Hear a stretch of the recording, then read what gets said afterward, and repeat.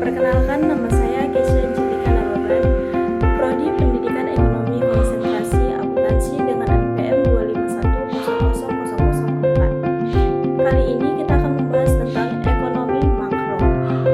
Ekonomi makro merupakan cabang ilmu ekonomi yang mempelajari kondisi perekonomian secara keseluruhan atau agregat.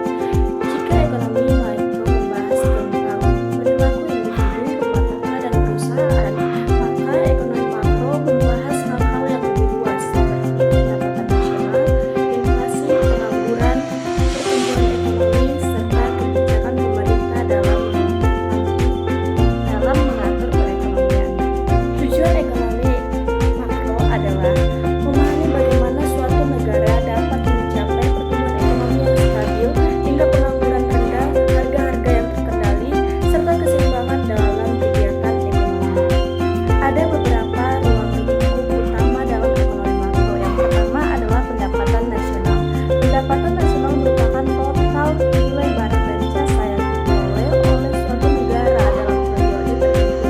Pendapatan nasional digunakan untuk perkembangan ekonomi suatu negara. Semakin tinggi pendapatan nasional, maka semakin besar pula kemampuan negara dalam memenuhi kebutuhan masyarakatnya. Ruang lingkup yang kedua adalah inflasi.